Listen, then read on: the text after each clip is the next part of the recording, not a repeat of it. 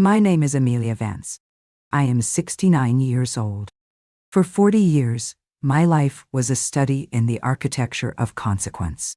I was an appellate court judge. My world was not the chaotic theater of a trial court, but the quiet, intellectual monastery of the law itself. I did not deal with witnesses. I dealt with records. I sifted through mountains of transcripts, searching for the single critical error in procedure, the one flawed brick in the foundation of an argument that could bring the whole edifice crashing down. My mind was trained to see patterns, to detect deceit not in a trembling voice, but in the subtle, damning inconsistencies of a written brief. My life's work was to be the final, dispassionate backstop, the guardian of the system, the woman who ensured that the rules, above all, were honored. My husband, Marcus, is a corporate lawyer. A brilliant one. He is the opposite of me. A showman, a performer, a man who can command a boardroom with the sheer force of his charm. Our marriage, for 45 years, was a partnership of perfect, complementary skills. He was the dazzling facade of our life, the man on the cover of legal magazines, the rainmaker. I was the silent, invisible architect and engineer. While he was winning clients with his silver-tongued arguments, I was at home, structuring the very financial empire that made his lifestyle possible. This was my great, and almost total, sacrifice. I was once on the fast track to a federal appointment, a seat on the U.S. Court of Appeals. But Marcus was building his firm, and he needed me. "I can't do it without you, Amelia," he'd said. "You're the strategist. I'm just the salesman."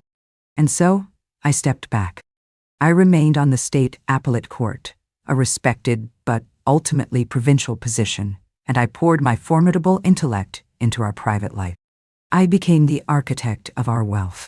I designed the complex web of trusts, of LCS, of tax shelters that protected the fortune he earned. I read the fine print. I managed the investments. I was the chief compliance officer of our family, the silent, uncredited managing partner of the House of Monroe. I did it willingly. I saw it as our shared project, a testament to our partnership. I built a fortress of wealth and security around us, a structure I believed was flawless, impenetrable, and built to last for the rest of our lives. I did not realize he was secretly building a back door, a hidden exit through which he planned to carry away the entire contents of the vault. The first sign of a structural flaw, the first tremor in the foundation of my life, was an anomaly in the numbers. I've always, every single month, reviewed our financial statements with the same meticulous rigor I would apply to a court docket. And 3 months ago, I saw it. A wire transfer. A large one, nearly $250,000, from one of our primary investment accounts. It was not the amount that alarmed me, but the destination. It had been transferred to a newly created limited liability company, an entity I had never heard of, SJM Holdings, LLC. I felt a cold, professional curiosity. I asked Marcus about it. He was casual, dismissive. "Oh, that," he'd said, not looking up from his newspaper. "It's a speculative real estate deal. Very hush-hush, you know how it is, just a little venture on the side." His answer was too smooth, too vague. It was an argument without evidence, a conclusion without a premise. And the name, SGM Holdings. The initials meant nothing to me. The judge in me, the part that can smell a lie through a 10-foot stack of legal briefs, was awakened.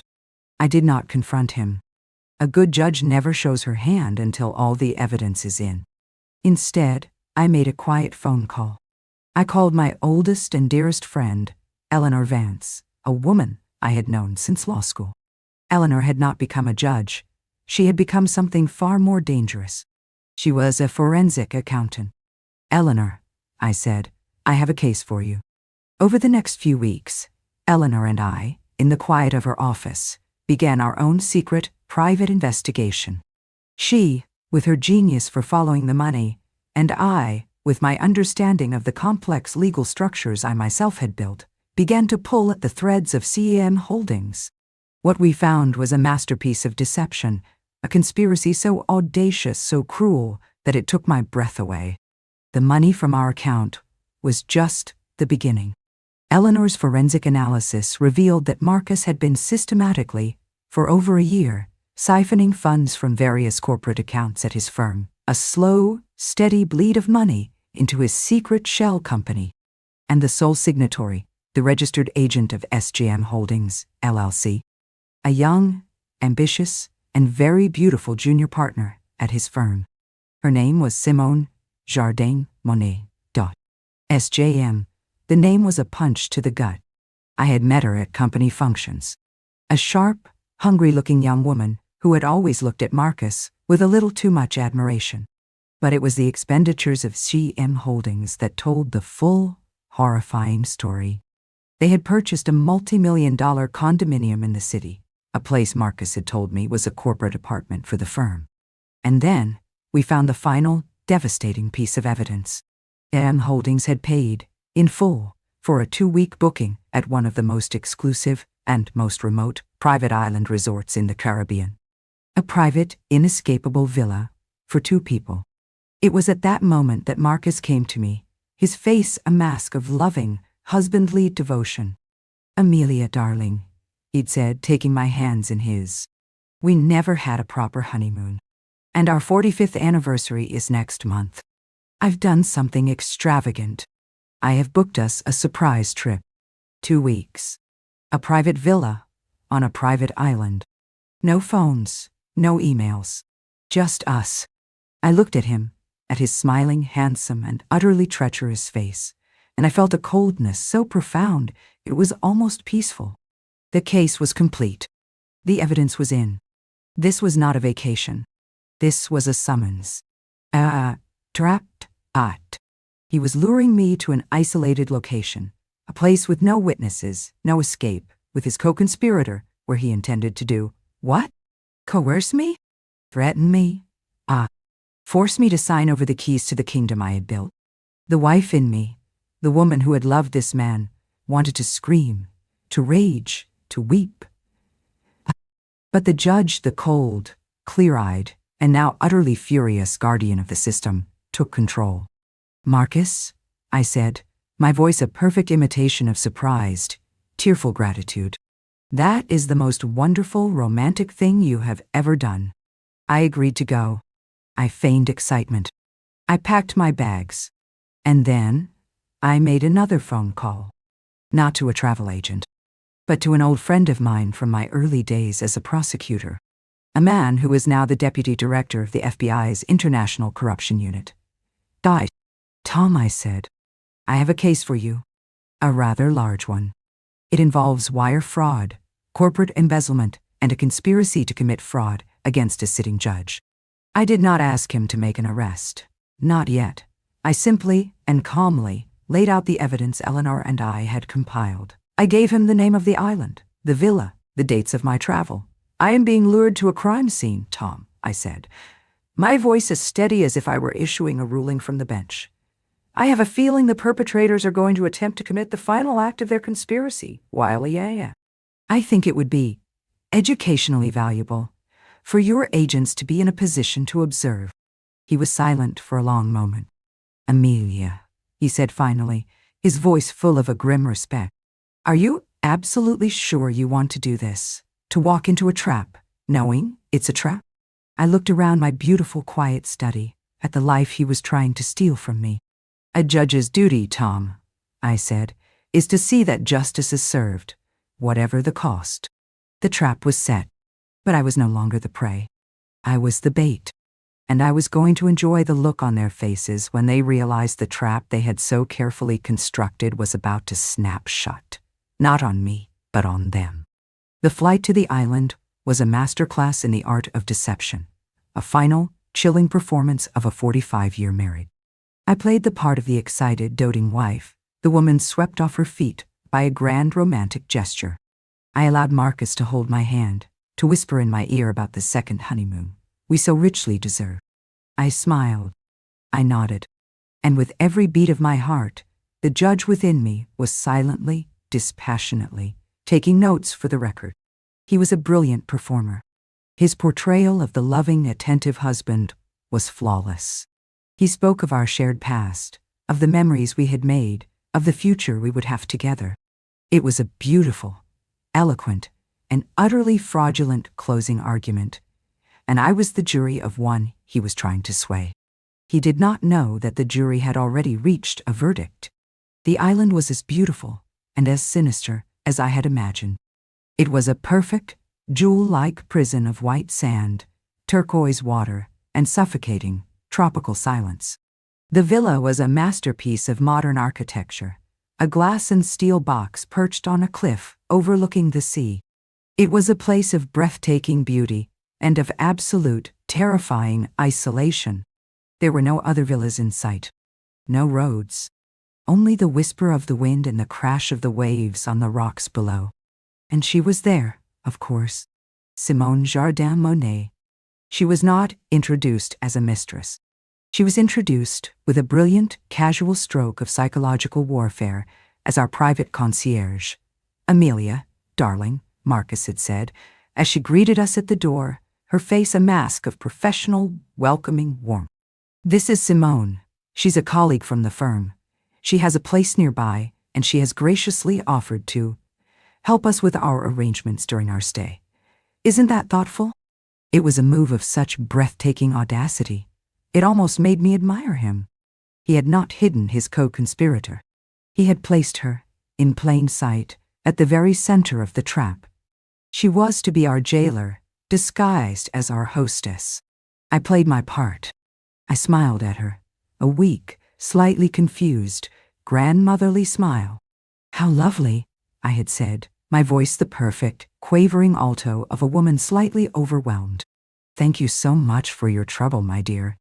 The first few days were a slow, deliberate tightening of the net.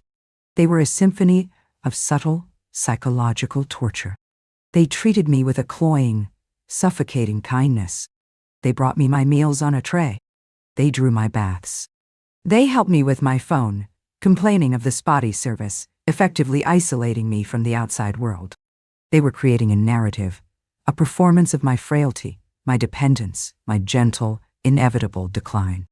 They were not just trying to steal my assets, they were trying to steal my mind, to make me believe the fiction they were so expertly weaving. I knew, from the cold, professional dread in my bones, what they were building towards. They were laying the foundation for a legal argument. The argument that I was no longer competent, that I was confused, that I was a woman in need of protection. Protection that would, of course, involve signing over the control of the very financial structures I had so brilliantly created. The turning point, the moment they decided to spring the trap, came on the fourth day. It was our anniversary. They had prepared a special romantic dinner. The table on the veranda was set with candles and flowers. The air was warm, the sky a blaze of tropical sunset. It was a perfect scene of manufactured intimacy. They waited until after the meal. Simone, in her role as the concierge, brought a bottle of expensive vintage port and a leather-bound portfolio. She placed them on the table with a deferential smile and then retreated to the shadows of the living room, a silent, watchful predator. Amelia, Marcus began, his voice a low, soothing, and utterly false caress. He reached across the table and took my hand. His hand was warm, and I felt a jolt of revulsion so profound I almost pulled away. We need to talk about the future. He spoke for a long time. He spoke of his love for me, of his desire to protect me, to unburden me in my golden years. He spoke of the complexities of our finances, of the stress it must cause my aging mind. It was a beautiful and deeply insulting performance. And then he opened the portfolio. Inside were a series of complex legal documents prepared by his firm, of course. This, he said, his voice the very soul of reasonableness, is a simplification, a restructuring. It transfers the primary signatory authority of the trusts and the LCS to me. It's a simple administrative change to take the burden off your shoulders. All you have to do is sign. Simone is a registered notary. We can do it right here. A final anniversary gift. The gift of peace of mind. I looked at the documents. I, who had spent a lifetime deconstructing legal language, could see the brutal, elegant trap in every clause. It was a complete and total transfer of power. It would strip me of everything. It would leave me a queen with an empty crown, a prisoner in the gilded cage of my own life. He pushed a pen towards me. "Just here, darling," he said, his voice a soft, urgent whisper. "And then or—" I looked at his face, so handsome, so loving, so utterly corrupt. I looked at Simone, a shadow in the doorway, her face alight with a greedy, triumphant anticipation. They thought they had won. They had isolated the target. They had created the perfect, inescapable trap. And I, the judge, the guardian of the system, knew that the time for observation was over. The time for judgment had arrived. I did not take the pen. I let a single, perfect, and completely calculated tear roll down my cheek. I looked at my husband, my face a mask of a broken, confused, and terrified old woman. "Oh, Marcus," I whispered, my voice trembling with a weakness I did not feel. "It's all so complicated. I don't understand." His loving expression, for a fraction of a second, tightened into a mask of raw, ugly impatience. It was the flicker of the predator, tired of playing with its food. "It's not complicated, Amelia," he said, his voice losing its soothing edge, gaining a hard, steely undertone. "It's for your own good. Just sign the papers." "But my own lawyer," I stammered, playing my final delaying card. "He always told me never to sign anything without him reviewing it. Your lawyer is 3,000 miles away, Amelia." He snapped, his patience finally breaking. "We are here. Now. And this is what is happening. You need to be protected. And I am going to protect you. Now sign the goddamn papers." His voice was a slap. The mask was off. This was not a request. This was a threat. This was coercion. And it was all the evidence I needed. I looked at him, and my own face began to change. The weak, trembling, and confused old woman vanished, and in her place the judge appeared. My spine straightened. The tremor in my voice disappeared. My eyes, which had been clouded with a feigned fear, became as clear. It was the voice of the appellate court, the voice of final, absolute, and unappealable authority. "I don't think I will." He stared at me, utterly bewildered by my sudden transformation. Simone took a step forward out of the shadows, her face a mask of confusion. "What did you say?" he asked. "I said no," I replied, my voice ringing with a power he had not heard in decades. "And I also find you in contempt. Contempt of our marriage, contempt of the law, and contempt of my intelligence." It was at that precise, perfect moment that the sound of a helicopter began to grow in the distance. A low, rhythmic, and deeply ominous jump, thump, thump, thump that grew louder and louder, until it seemed to shake the very foundations of the glass and steel villa. Marcus and Simone looked up, their faces a mask of alarm. "What is that?" Simone cried. "That," I said, a slow, cold smile spreading across my face, "is the sound of the rules, Marcus. The ones you thought didn't apply to you." The helicopter, a large, dark, and official-looking machine, did not land. It hovered, with a deafening roar, over the large infinity-edge pool, its powerful searchlight flooding our romantic, candlelit dinner with a harsh, interrogating, and unforgiving glare. And then, a second sound. The sound of a powerful speedboat, its engine a high-pitched scream as it cut through the calm, turquoise water and approached the villa's private dock. Marcus and Simone were frozen, trapped in the searchlight, their faces pale and ghostly. Their private, inescapable island was, it seemed, not so private after all. The sliding glass door to the veranda burst open. Two men, dressed not in resort wear but in dark, official-looking tactical gear, stepped out. They were followed by a man I knew. My old friend, Tom, from the FBI. He was not smiling. "Marcus Monroe? Simone Monet?" he said, his voice a calm, professional bark that cut through the roar of the helicopter. "You are both under arrest, on suspicion of international wire fraud, corporate embezzlement, and conspiracy to commit fraud." The collapse was total, silent, and swift. Simone let out a small, strangled gasp. Marcus simply stared, his mouth agape, his brilliant legal mind utterly incapable of processing a reality he had not orchestrated. As the agents moved forward to handcuff them, I stood up. I picked up the leather-bound portfolio from the table, the one containing the documents they had tried to force me to sign. "Agent," I said, holding it out to Tom, "I believe this may be of interest to your investigation. I would like to submit it into evidence, as Exhibit A." Tom took the portfolio. He looked at me, at my calm, serene face, and a slow, grim smile of understanding and deep respect spread across his face. "Of course, Judge," he said. "Of course." I watched as they were led away, two beautiful, brilliant, and utterly corrupt people, their hands cuffed behind their backs, their faces a mask of pure, uncomprehending ruin. They were escorted down to the waiting speedboat, a pair of prisoners being ferried from their own private, luxurious hell to a much more public and much less comfortable one. The trap they had so carefully set for me had, in the end, snapped shut on them, with the beautiful, inexorable, and deeply satisfying logic of the law itself. The roar of the helicopter and the speedboat faded into the tropical night, leaving behind a silence that was more profound and more complete than any I had ever known. The candles on the dinner table flickered in the sudden stillness. The half-empty glasses of vintage port, the instruments of their failed seduction, sat there like artifacts from a forgotten civilization. The only things missing from the scene were the villains. I did not remain on the island. I had no desire to sleep in the bed they had undoubtedly shared, to walk in the spaces they had tainted with their conspiracy. Tom and his agents had arranged for a second boat.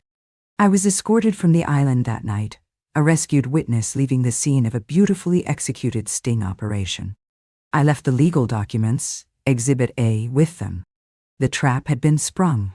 The evidence was now in the hands of the federal government. The system, the beautiful, logical, and relentless system of the law, would do the rest. The collapse of their world was not a private family affair. It was a public spectacle, a story that exploded across the financial and legal newswires with the force of a supernova. A prominent corporate lawyer and a rising star partner at his firm arrested by the FBI at a remote Caribbean villa for a complex scheme of fraud and embezzlement against the lawyer's own wife, a respected retired judge. It was a story too perfect, too salacious, too drenched in irony for the media to resist. The legal case against them was, as I knew it would be, airtight. Eleanor's forensic accounting was a masterpiece, a flawless roadmap of their greed. The paper trail from Marcus's firm to the shell company, SGM Holdings, was undeniable. The purchases made by that company, the condominium, the private jets, the aborted anniversary trap, were a prosecutor's dream. And the final damning piece of evidence was my own testimony, and the documents they had tried to force me to sign. It was a textbook case of conspiracy, of premeditation, of a level of arrogant criminality that shocked even the most jaded of federal prosecutors. They did not go to trial. Faced with a mountain of evidence that would have sent them to prison for decades, they both, separately, took plea deals. Marcus, the great rainmaker, the lion of the corporate world, was disbarred.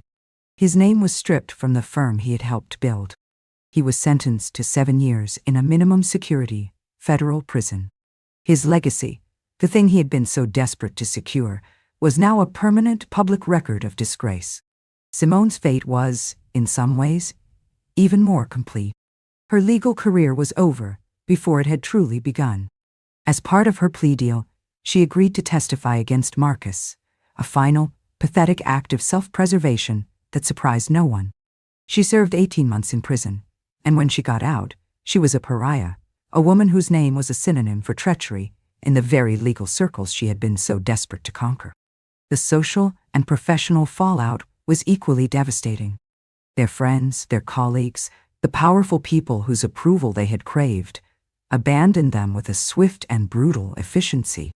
They were not just criminals, they were fools.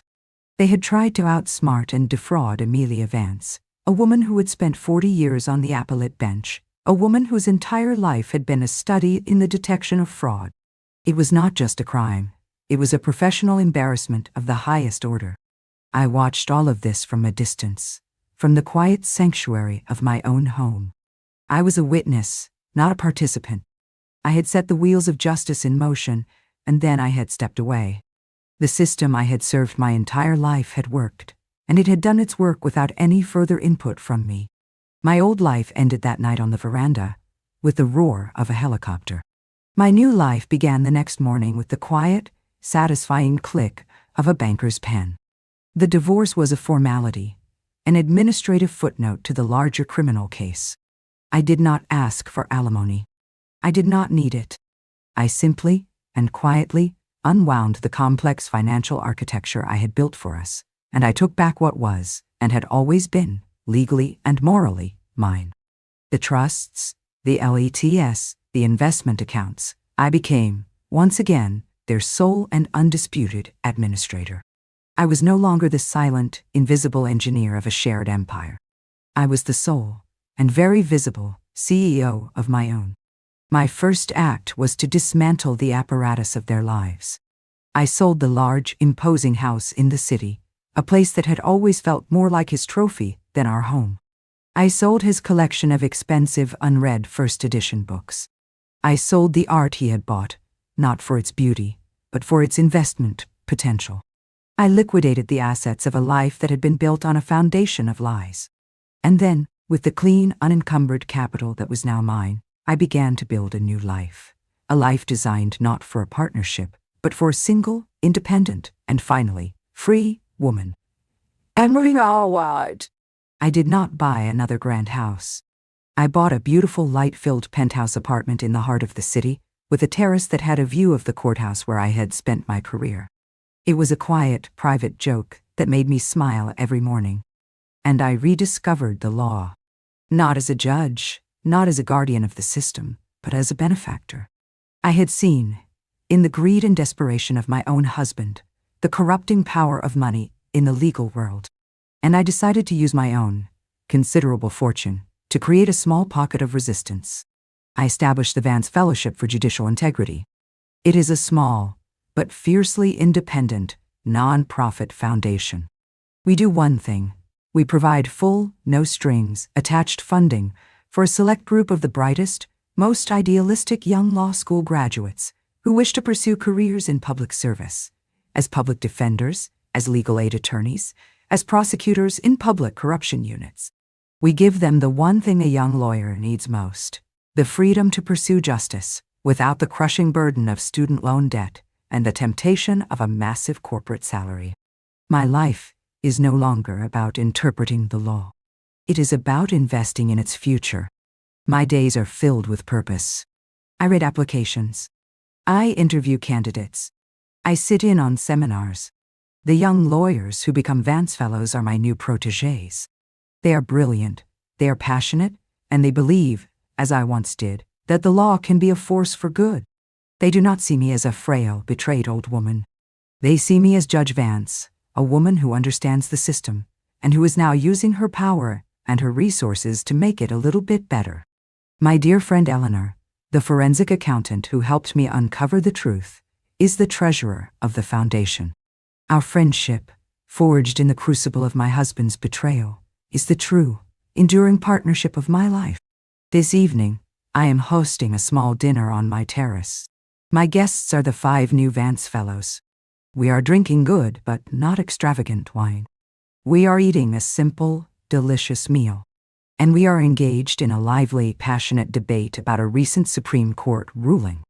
I look at their bright, hopeful, intelligent faces, and I feel a sense of peace, a sense of purpose that my 45-year marriage never gave me. I spent a lifetime building a fortress of wealth to protect a man who was hollow at his core. He tried to trap me in a prison of my own making, but he failed, because he forgot the most fundamental principle of the law and of life. A structure, no matter how beautiful, cannot stand on a rotten foundation. I have since built a new foundation, a new structure. One built not on lies, but on integrity.